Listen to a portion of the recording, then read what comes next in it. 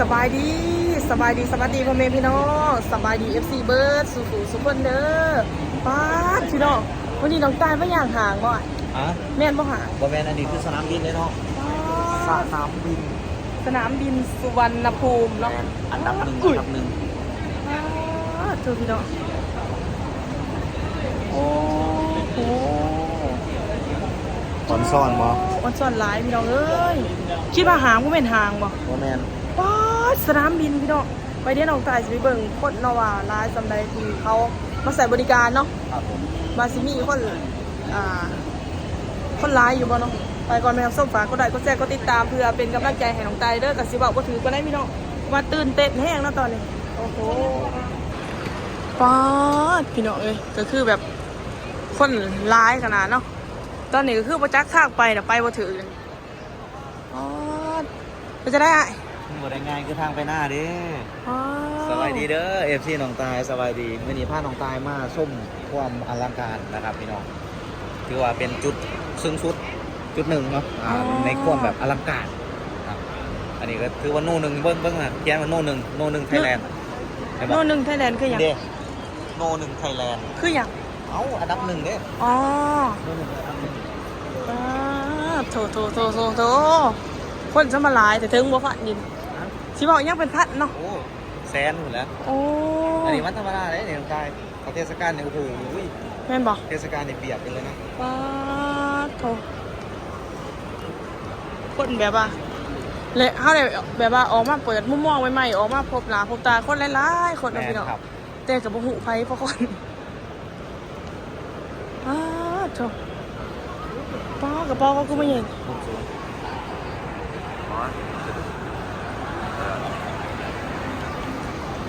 ป้า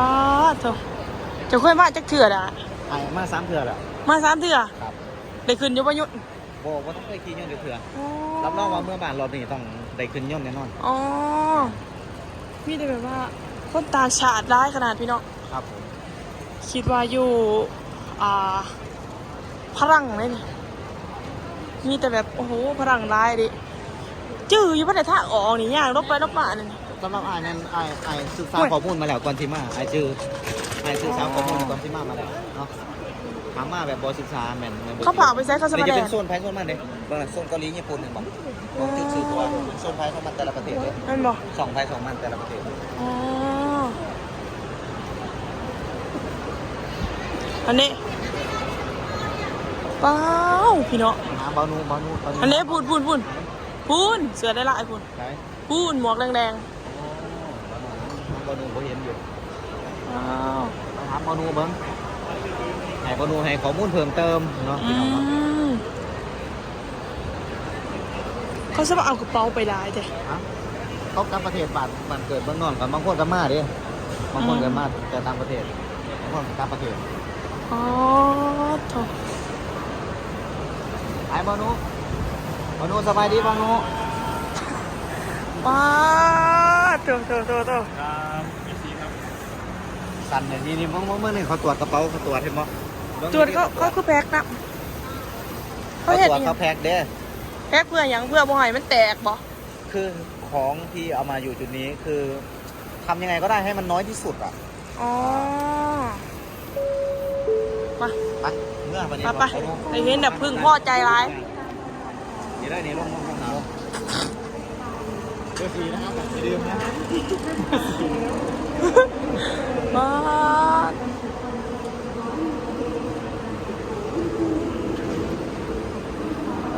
อย่าได้ตายคอยตื่นเต้นแห้งคอยประทับใจร้ายอันนี้จังหวะหามากระเป๋าได้ว่าได้เนี่ยโอ้จบแต่กระเป๋าเขาเดี๋ยวคนกับบุ้มีปัญญาซื้ออันนี้ป๊อดเดี๋ยวมันจะบุ้งงวยบ่นี่จะบุ้งงวยบ่จบเบิ้งมาได้เรือมี3อันนั้น4แล้ว4 3อันซ่อนมั้ยอันซ่อนลายโ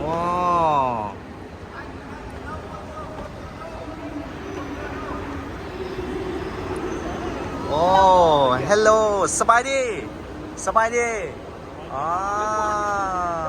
เนี่ยพลังเพิ่นเต้นเนี่ยโอ้ ฝรั่งเต้นในไม่ได้เลื่อนไทยเฉยเห็นบ่ ต้องมาหายได้กับทางสายดิ ฮะ ฮิโลอะไรดิ อ๋อ ฮิโลพวกสนิทกันต้องมาหายฮิโลนี่ ฝรั่งมวนเลยฝรั่งมวนเลยฝรั่ง ข้อมูลก็ต้องได้ฮิโลตัดได้เลย อะไรมันคือแบบมันม่วนเนาะ มวนปะ เป็นแบบ แอน สนุกสนานมาเมืองไทยมีแต่ความสุขไม่มีความแบบเศร้าใจหรือว่าอุกใจ สงสัยมันคนดีใจแล้วคนมากที่ใครง านดีใจ สง มา สัย ก มัน เลยครับ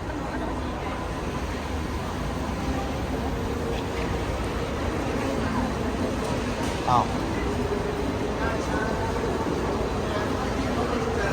ตอนนี้เขาก็มา ไปลงมาเนี่ย สนามบินโดยอาหารเขาด้วยเนาะ มาทั้งพี่น้องตายมาทั้งพี่ ซีเวนบ้องได้ไปไหน งาน ซีเวนก็มีนะซีเวนพังอ่ะเก่าประตูเก่าประตูซิป ยังหาทางลงอยู่นี่หาทางลงบ่พอทางนี้มาทางนี้อันนี้สัน3ลงสันหนึ่งเส้นอยู่สันหนึ่งเอาลงลิฟต์ก็ได้มีลิฟต์อยู่มีลิฟต์อยู่ ผ้าก็ลงผ้าแล้วผ้าเมื่อมันห่อทองเลย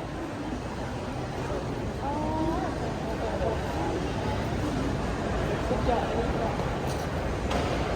แล้วก็ไปกับจังหวัดเมืองไทย ตอนนี้เนาะเฮาบ่มีกระเป๋าแต่ว่าขอใส่บริการลิฟต์กันแล้วกันเนาะพี่น้องเพราะว่าตอนนี้เฮาหาทางลงบ่พอรอสักครู่นะจ๊ะ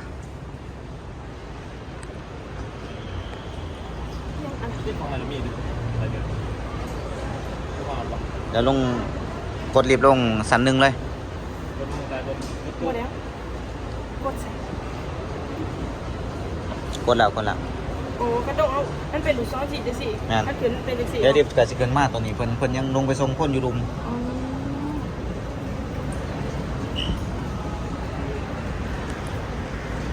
น้องตายก็บอกกับ FC ในตี้ ดีใจร้ายพี่น้องเลยใช่ไม่ได้ขึ้นมากจะเถื่อ หึ ไม่ถูกขึ้น รอสักครู่ แบบตอนนี้ตื่นเต้นแน่พี่น้อง สั้นบ่ คือบุขึ้นมาสั้นนะมันคือบุขึ้น หาข้อหนึ่งที่เพิ่นส่งลงไปส่งคนใต้ดินผมหาเพิ่นขึ้นมากข้อหนึ่ง ส่งเดี๋ยวเขาขึ้นมากนะอันนี้ดิโอ้ แม่น เป็นซ้ายพระอันนี้ซ้ายพระอันนี้ เป็นสลิงมันเป็นสายพานเป็นสลิง5 เส้น อันนี้เขาเรียกว่าลิฟต์แก้วนะน้องตายลิฟต์แก้ว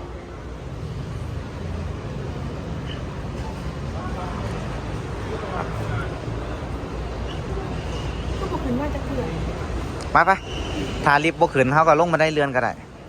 แต่จริงๆเฮาอยากลงลิฟต์เพราะว่าน้องตายลงทางแล้วตัวนี้พาน้องตายลงทางล่ะ เพราะว่ามันแบบว่าสถานที่มันปวดมันควงร้ายอยู่ แม่นลึกเนาะ แม่นพวกโบจื้อก ว่างจนลืม เขาที่ห้องบนซ้ายบัตร นี่เลย ลงกลับรถไฟน้องตายกลับเมื่อรถไฟ คือแบบโบชิดเนาะ อ๋อ มากเลยคือเจ็บก็แบบ ต่อจะมา10 เทื่อจากโบสิ้น เนาะ ขนาดไอ้มา3 เทื่อยังบ่แบบบ่คุ้นเคยเลย ยังลงสายลงขวาอยู่ เราจะจุดได้จุดนี้ก็ทั่วได้เลยมือนึงมันกระโดดไปฟาดหนึ่ง ฮะ มือนึงมันกระโดดไปฟาดหนึ่ง ประมาณนั้นหมดแล้วน้องตาย เป็นรักแสนหมดแล้ว หน่วยชิปหน่วยพันหมื่นแสนพันกระแสนแล้วเนาะ จะได้คลิปนี้น้องตายอยากบอกความรู้สึกจะได้กับ FC คือน้องกายตื่นเต้นแต่ก็ดีใจโตมาถือพี่เนาะ ครับผม พี่ตะวันขอบใจขอบคุณ ครับ ที่เป็นกำลังใจแต่ก็ซัพพอร์ตเนาะ ครับผม พอกันไม่คลิปหน้าน้องกายอาชีแตกโตนนอกบ้านนอกไปยากนะพี่น้องเพราะว่ากับบ้านนอกแผนกเบอร์ลิตี้ ครับ บุคือหมู่ ครับผม ไปยากเนาะพี่น้องอันนี้จะว่าขอบใจขอบคุณที่กับมาเบิ่งเด้อ ครับผม ครับ สวัสดีจ้า บ๊ายบาย